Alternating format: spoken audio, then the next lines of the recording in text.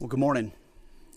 Unlike the endless wars of the past that dragged on for years and for decades with little to show for it, Operation Epic Fury has delivered a decisive military results in just weeks.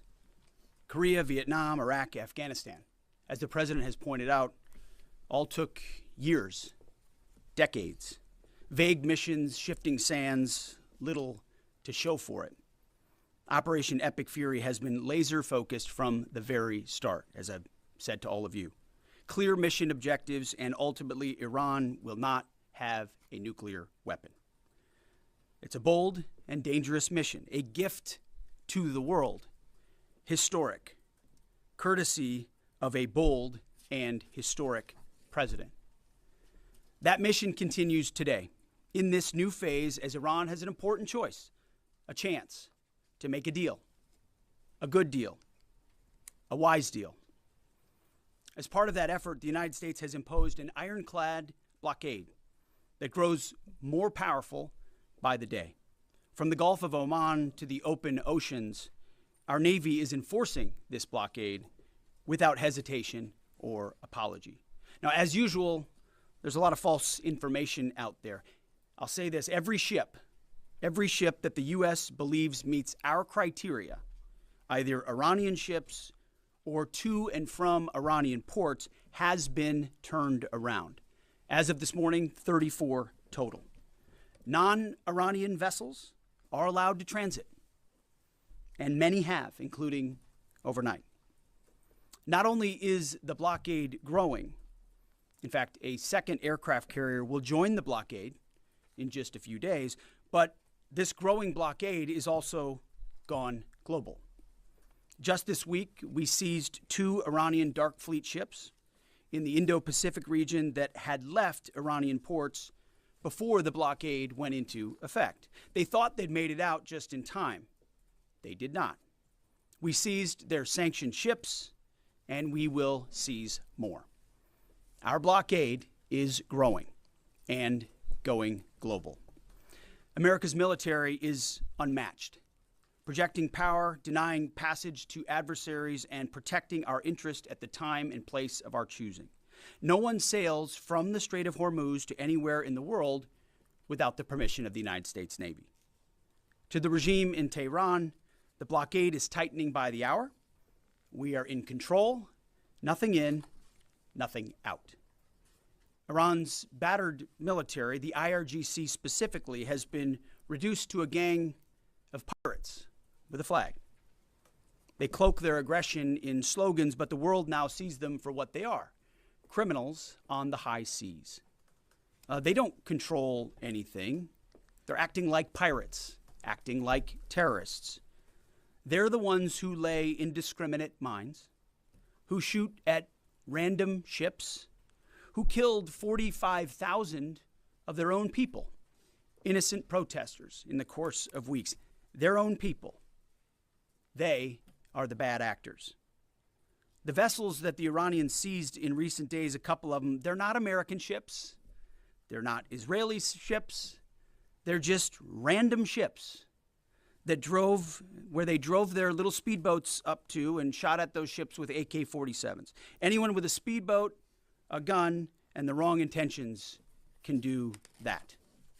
They know that we, the United States of America, control the flow of global shipping, and we know that they know. Their real navy is at the bottom of the Arabian Gulf. It's worth saying again, for 47 years, Iran has been at war with America, killing our citizens, our soldiers, and our allies, while previous administrations looked the other way. The real endless war is the war that Iran has waged on us for 47 years. President Trump is the only president with the guts and moral clarity to finally do something about it.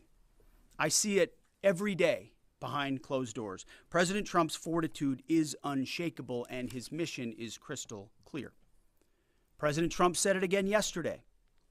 We have all the time in the world, and we're not anxious for a deal. And I hear him say it every day in private as well. Iran knows that they still have an open window to choose wisely as we said previously, choose wisely at the negotiating table. All they have to do is abandon a nuclear weapon in meaningful and verifiable ways, or instead they can watch their regime's fragile economic state collapse under the unrelenting pressure of American power. A blockade as long as it takes, whatever President Trump decides. Because the bottom line remains the bottom line. Iran will never get a nuclear bomb. The choice is theirs, but with this blockade, the clock is not on their side.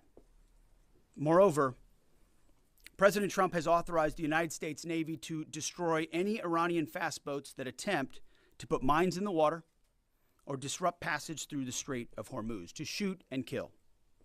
Our commanders have clear rules of engagement. If Iran is putting mines in the water or otherwise threatening American commercial shipping or American forces, we will shoot to destroy. No hesitation, just like the drug boats in the Caribbean. It's also worth saying, this should not be America's fight alone. We barely use the Strait of Hormuz as a country. Our energy doesn't flow through there, and we have plenty of energy. Just look at the new global Congo line headed to Texas. A beautiful picture. Europe and Asia have benefited from our protection for decades, but the time for free riding is over. America and the free world deserve allies who are capable, who are loyal, and who understand that being an ally is not a one-way street. It's a two-way street. We are not counting on Europe, but they need the Strait of Hormuz much more than we do, and might want to start doing less talking and having less fancy conferences in Europe and get in a boat. This is much more their fight than ours. On this core mission, America's will is unshakable, our capabilities unmatched. Our blockade is only growing and going global. And as the president said, we have all the time in the world. Iran has a historic chance to make a serious deal, and the ball is in their court. Either way, the War Department stands ready for what comes next, locked and loaded. May God continue to bless our warriors each and every day and on each and every mission. Mr. Chairman, over to you. Thank you, Mr. Secretary, and good morning, everyone. Thanks for being here. Today marks 55 days since the President of the United States ordered major combat operations against Iran. Today and this morning, the Joint Force remains postured and prepared to recommence major combat operations on the order of the President. On April 8th, the President announced a ceasefire, and last week, at the President's direction and on order of the Secretary, U.S. CENTCOM began enforcing a blockade against all commercial vessels going into and out of Iran and their ports. Simultaneously, the U.S. military, in support of the U.S. Department of Justice, was ordered to conduct maritime interdiction operations against sanctioned and dark fleet vessels globally. This operation also began on April 8th, and what I'd like to do this morning is update all of you on those actions and activities. First, as I mentioned, U.S. Central Command continues to maintain a strict blockade on all the ports. We're enforcing the blockade across the board against any ship of any nationality that is transiting to or from an Iranian port or territory. We're closely tracking vessels of interest headed towards Iran and those moving away from Iran that were outside the blockade area when this blockade was ordered. And as everyone saw this past weekend, we're prepared and postured to intercept them. As of this morning, 34 ships have met the U.S. blockade and made the wise choice to turn around. One ship did not, and that ship was the motor vessel Tuska. Over several hours this past Sunday, April 19th, the U.S. conducted maritime interdiction operations against the Tuska, whose crew attempted to breach the blockade line. The Tuska is a large container ship, about 965 feet long, or about the same size as a United States Navy aircraft carrier, and over 100 feet wide. The operation began about 4 a.m. Eastern Standard Time when the United States Navy destroyer approached her, and the crew and the vessel ignored warnings. And I've described how the destroyer force is operating in the area prior. Upon intercept and coming within visual range, American forces began to issue several clear and unambiguous warnings and inform the vessel and their crew that they were in a violation of the U.S. blockade and directed the ship to turn around. Over a 6-hour period, the vessel and her crew repeatedly ignored U.S. warnings. And then the U.S. Navy destroyer executed a series of pre-planned, carefully calibrated escalation options, including firing 5 warning shots. The vessel and her crew continued to ignore warnings. And after exhausting all other measures, CENTCOM authorized disabling fire against the Tuska. U.S. sailors warned the crew of the Tuska to abandon the engine room, and at approximately 9 a.m. Eastern Time, the destroyer disabled the Tuska's engine by firing 9 inert rounds from the destroyer's Mark 45 5-inch guns precisely into the engine room and engine space on board the Tuska. Not surprisingly, the vessel then reported issues with their engine, went dead in the water, and began to comply with U.S. directions and orders. At 4 p.m. Eastern Standard Time, CENTCOM ordered United States Marines to seize the ship. Via helicopters, U.S. Marines maneuvered quickly to the disabled ship, boarded her from fast ropes via helicopter infiltration methods, and took custody of the ship. The ship and her crew remain safe in U.S. custody today. Let me now turn to global operations in the Pacific, and I want to highlight that this is a major interagency effort between the United States military, the White House, the Department of Homeland Security, and the Department of Justice. On Monday, April 20th, U.S. Indo-PACOM forces, in support of a Department of Justice request, interdicted the motor tanker Tiffany, which was transporting sanctioned Iranian oil.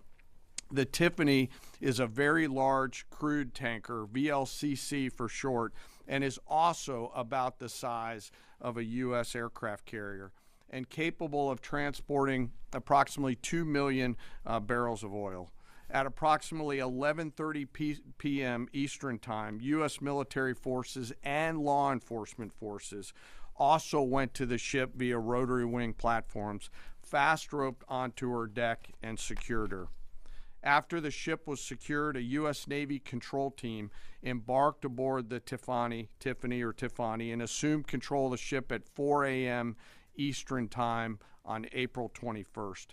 A Navy control team is comprised of sailors led by a boarding officer that assumes control of a seized ship in order to secure the crew, the cargo, and the vessel. And disposition of that first vessel is still pending. The next interdiction occurred on Wednesday, this past Wednesday, 22 April, when Indo-PACOM conducted yet another interdiction, again at the request of the U.S. Department of Justice. This time, the stateless motor tanker Majestic X, also known as the Ponix, also in the Indian Ocean. This is again a VLCC, or very large crude tanker. At approximately 11 p.m. Eastern Standard Time, U.S. forces began the interdiction, again using rotary wing assets to get to the ship, got on board, and secured the bridge. Both ships, the Tiffany, the Majestic X, and their crews remain in U.S. custody. And we will continue to conduct similar maritime interdiction actions and activities in the Pacific and Indian Oceans against Iranian ships and vessels of the Dark Fleet. The actions by our service members and our law enforcement partners demonstrate the incredible discipline and dedication and professionalism of our joint force and highlight the global reach of American combat power. The joint force remains on ensuring the Iranian regime cannot harm our interests or those of our allies and partners. And I'll highlight that Iran has repeatedly sought to offensively and proactively expand the conflict by aggression against its neighbors and its attacks on global shipping through the strait. To date, Iran has attacked 5 merchant vessels, seized 2 of them that were attempting to transit the strait. And these include ships that Iran itself had cleared to proceed. Now, as I always do, I want to honor members of the Joint Force. Today, I want to highlight and proudly describe the essential role of our intelligence enterprise and the role that they play in conducting our military operations. The totality of their work is the culmination of days, months, and in many cases, years of work by our uniformed and civilian intelligence professionals. We have been able to do the work that we are ordered to do because America's intelligence force, including our core collectors and analysts, have spent decades searching for every loose thread. From the determination of a particular intelligence requirement to that piece of intelligence being collected in the field by a military or interagency case officer, to the rigorous analysis that goes into reporting on that finding, those team members spend their careers answering the incredibly important questions that we must attempt to answer before, during, and after operations. They live in the enemy's mind. Normally located behind the green door or behind the vault door in dark, windowless rooms across the world, 24 hours a day, 7 days a week, 365 days a year, our world-class intel members from DIA, our service intelligence components, NSA, NGA, CIA, NRO, and in the case of the operations that I've just described, the Office of Naval Intelligence, all work tirelessly to sift through the mountains of collected information using tools, tactics, techniques, and procedures that I'm not going to discuss today. The sun never sets on these world-class professionals, and their goal is every minute of every day to be on the account. And they know the enemy. They know their combat capability, their weapons, their industrial and economic systems, and they know their leaders' pattern of life, where they go, what they think, and what they do. Thanks to their work, we know Iran, and it is an incredible work that they do. Again, none of our operations that we've conducted during my time in this job could have been done without the service of these intelligence professionals. And the distance from those core collectors and those analysts to those Patriot crews who are defending U.S. forces forward or the fighter pilots is incredibly small. Every single day, as their mottos say, they are committed to excellence in the defense of the nation and to securing the future, and they're doing the work of the nation. Before I close, as I do every time, I want to highlight and remember our fallen. Today, I want to highlight the 63 victims of the terrorist bombing of the U.S. Embassy in Beirut, which occurred 43 years ago, just a few days ago, on April 18th, 1983. At that time, this was the deadliest attack on a U.S. diplomatic mission, and this was the first attack conducted by Iranian-backed forces on Americans.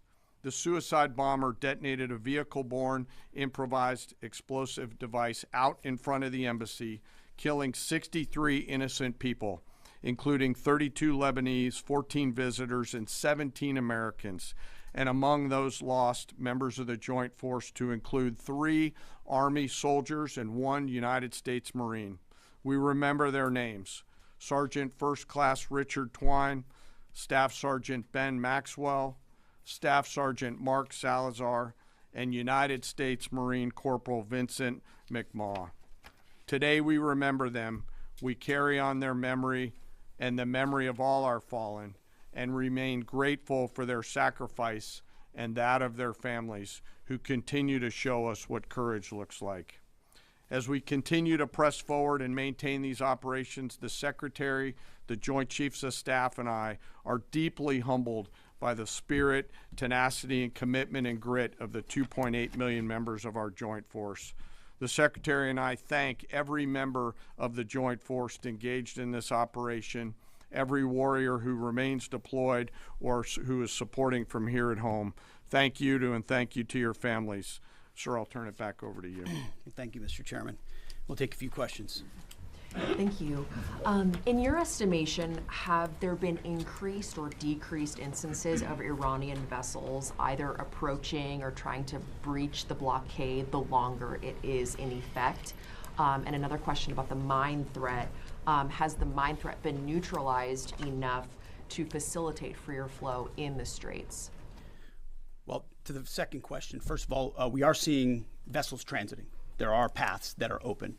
And part of what the president is threatening is ensuring if there's attempts to recklessly and irresponsibly lay more mines, we're going to deal with that. It's a violation of the ceasefire. So transit is occurring, much more limited than anybody would like to see, and with more risk than people would like to see. But that's because Iran is doing irresponsible things with small fast boats, crafts, like I said, with weapons on them. These are commercial ships, in some cases cruise ships that came through being threatened by these. So as far as breaching the blockade, it's been a pretty consistent. There were a number of ships at the beginning. Then you had the interdiction that the chairman described, where we took out the engine room and disabled that ship. I think that sent a very clear sign that this is not a fake blockade. This is a real, full blockade. We'll use up to and including lethal force if necessary. And that stopped, and other ships have taken note of that. So any ships that have attempted, there's been levels of escalation, but none that far, and they've turned around. Absolutely, yes. Good morning, Mr. Secretary, Mr. Chairman. David Zier, Real America's Voice. To follow up on Alexandra's question, how big are these mine-laying boats? Can they be achieved from fast boats? And I wanted to follow up my last week question about as jet fuel stocks in Europe reportedly are only about 6 weeks left. They get most of their jet fuel from the Gulf. Have any European countries reached out to assist in cordoning off the strait and participating in escorts? I know there's a lot of talks. You saw I would call it a silly conference in Europe last week where they got together and talking about maybe doing something eventually when things are done. Those are not serious efforts yet. We would welcome that. We would welcome a serious European effort to do something about this strait and this passage, considering it's their energy capabilities that are most at stake. I think it's a wake-up call. It's a wake-up call for countries around the world. Either you have capabilities or you don't. Otherwise, you're at the behest of a country like Iran, and the only country that can do something about it is the United States military. Do you want to talk about the mines and the small crafts? They have a variety of smaller Boston whaler-sized boats. We have forces up there deterring and preventing them from continuing to do that, and we'll continue to do so pursuant to the orders of the Secretary and the President. But reckless mining like that is a violation of the ceasefire. To do that. And very unwise to do. Absolutely. Jerry. Thank you.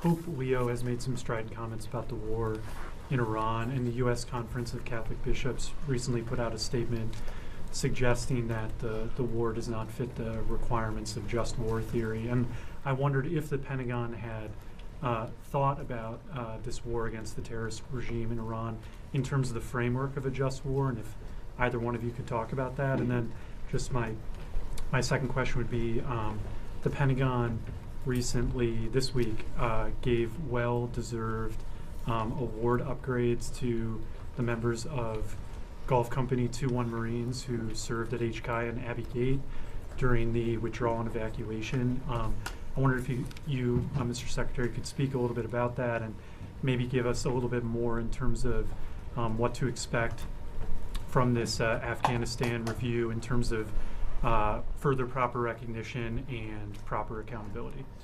On the first question, Pope's going to do his thing. That's fine. We know what our mission is. We know what authority we have. We're very clear about that. We follow that. The orders of the president. We've got lawyers all over the place looking at what we're doing and why we're doing it and giving us every authority necessary under the Constitution and under our laws to execute it. So we feel very confident across the spectrum about what we're doing and why we're doing and the legal justification that we're following in order to do it. You mentioned the Marines at Abbey Gate. And what we've undertaken at this department is a historic Afghanistan review. So we have, over the course of months, reviewed what happened leading up to and including the events at Abbey Gate and the disastrous withdrawal in Afghanistan. There's never actually been a full accounting in this department of the decisions that were made. There's been sort of papered over congressional attempts, but never a real deep dive where we brought everybody in to talk about what happened and why it happened. That has happened. That review will come later this summer, and I think you'll find it to be probably the most comprehensive review this department has ever done about a single series of events. And it's because the cascading effect of what Joe Biden did in abandoning that mission the way that he did and that disastrous withdrawal had ripple effects for our military, for our country, and for the world. That's why reestablishing deterrence is one of the core pillars of what we've been doing at the War Department, is because the world looked at that disaster and made choices. Vladimir Putin made choices. Hamas made choices and saw that America wouldn't do anything about it. Houthis shot at ships. They made choices because Joe Biden and his administration were seen as feckless and weak. And that withdrawal was a part of what the world saw, people hanging to planes as we fled. That deserves a full accounting, which is exactly what we're doing. Sean Parnell, our chief spokesman, one of my senior advisors, has been leading that effort, getting to the bottom of it. And one of the revelations was that those Marines at Abbey Gate who showed courage, who were out there exposed, knew there was a threat, nebulous mission, the only gate that's open, did not receive the kind of proper recognition they should have for their heroism. So one of the early results of this Afghan review is to ensure they get the due recognition and award they deserve for the heroism and courage they showed at that gate. Despite the bad decisions of this building and that administration, those Marines acted heroically, and we're going to recognize them for that. Sherry, thank you. Yeah, right here. Thank you. Michael Casey with O'Keefe Media Group. Earlier this week, James O'Keefe published a story on Department of Army Nuclear Chief Andrew Hugg, who revealed top secret national security information to a stranger he met on a dating app. Will you defer Mr. Hugg for termination and prosecution? Yeah, he won't work here anymore. And given the revelations, It's an easy one. will any changes be made to the current anti-espionage training for all Department of War employees now, given this? Well, we're always on the lookout for CI threats, any internal threats, anyone talking out of school about things they should not. We take leaking very seriously here, informally or formally, which is why some of the reporting done by some of the people in here is incredibly problematic. They're willing to publish things based on classified information that would potentially harm those in harm's way. And we think them doing so is incredibly irresponsible and unpatriotic. And it would encourage members of the press to think twice about the lives they're affecting when they publish things in their publications like the New York Times.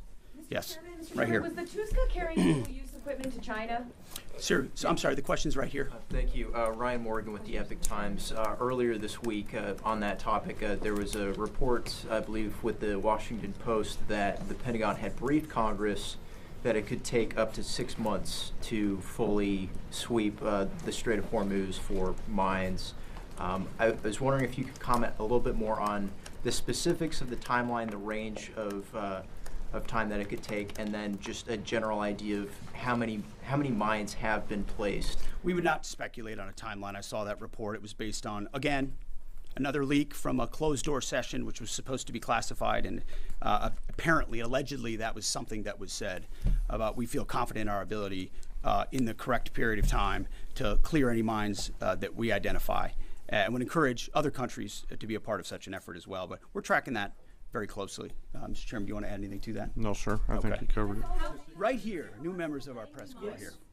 Jacob Wasserman with TMZ DC. We have two questions. I'm going to ask the first. My colleague will ask the second. You know, I've heard you talk a lot about bombing. We'll see. Sorry? We'll see. Okay. I've heard you talk a lot about bombing people and places. And when you give these orders to carry out this extreme level of violence, what's going through your mind and your body? Do you have like an adrenaline rush? Are you scared? Do you feel like you're on a power trip? Just walk us through and paint us a picture of what it feels like mentally and physically. It's a very TMZ question. My only thought process is to ensure that our warfighters have everything they need to be successful, defeat and destroy the enemy, and they come home.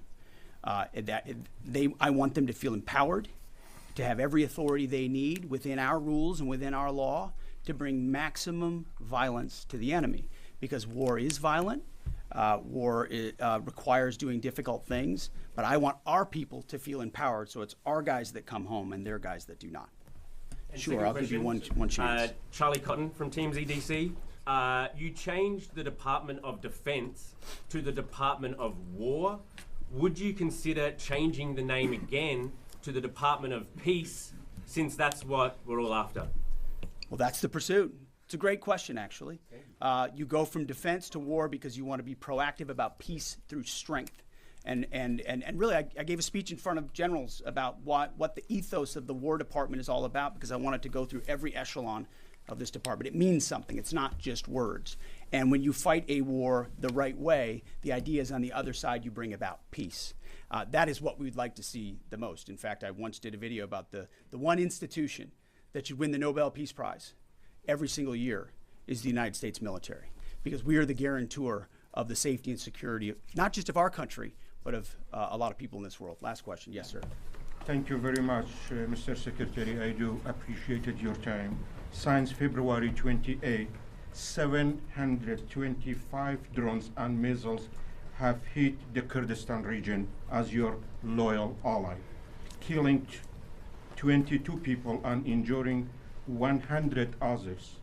Even after the ceasefire, Mr. Secretary, 20 more attacks were carried out. My question is, does that ceasefire include Iraq and the Kurdistan region? And really, what is your clear policy toward proxies? Why I am asking this question, by President Masoud Barzani's statement, 5 times targeting his office, even targeting President of Kurdistan region residents in the Hague City. We watch it very closely, and that area and those folks, the Kurds, deal with a lot of what the IAMGs or the proxies are capable of doing, and a reminder of the reverberating effect of this Iranian regime. It's not just what it does to its own people, killing 45,000 of its own citizens just recently, but it's also the terror they've brought to the region. And so getting a good deal and making sure they can't wield a nuclear weapon over top of those proxies is why this mission is such an important one. Thank you very much. Appreciate it. Thank you.